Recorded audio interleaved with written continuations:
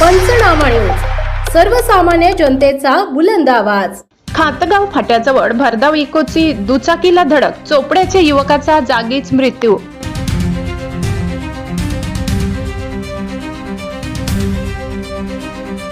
विसरवाडी नंदुरबार मार्गावर भीषण अपघात, 41 वर्षीय दुचाकी स्वाराचा दुर्दैवी अंत।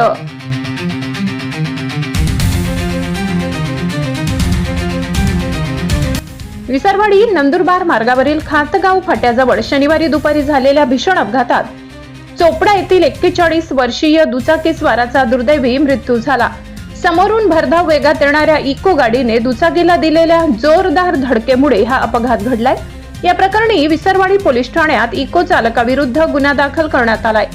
मिळालेल्या माहितीनुसार ज्ञानेश्वर बाबूराव सरदार वय 41, मूळ राहणार चोपडा, जिल्हा जळगाव, सध्या राहणार सुरत, हे त्यांच्या होंडा युनिकॉर्न क्रमांक GJ05 FV 9969 या दुचाकीवरून विसरवाडीकडून नंदुरबारकडे जात होते। दुपारी सुमारे 1 वाजेच्या सुमारास खातगाव फाट्याजवळ समोरून येणाऱ्या इको गाडी क्रमांक MA01 BB 1273 त्यांच्या दुचाकीला जोरदार धडक दिली। प्राथमिक तपासात इको चालक सुफियान अहमद मोहम्मद सलीम, राहणार मालेगाव, जिल्हा नाशिक, हा वाहन भरधाव वेगात चालवत असल्याचे समोर आले। या भीषण धडकेत ज्ञानेश्वर सरदार यांच्या डोक्याला गंभीर दुखापत झाली। अपघाताची तीव्रता इतकी होती की दुचाकीचे मोठ्या प्रमाणात नुकसान झाले।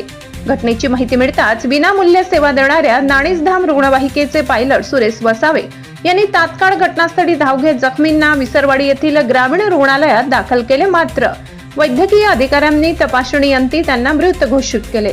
या प्रकरणी सुनील भाईदास शिरसाट, राहणार सुरत, यांनी दिलेल्या फिर्यादीवरून विसरवाडी पोलिसांनी आरोपी चालक सुफियान अहमद याच्या विरुद्ध भारतीय न्याय संहिता कलम 106(1), 281, 125 अ, 125 ब तसेच मोटार वाहन कायद्या अन्वये गुन्हा दाखल केलाय।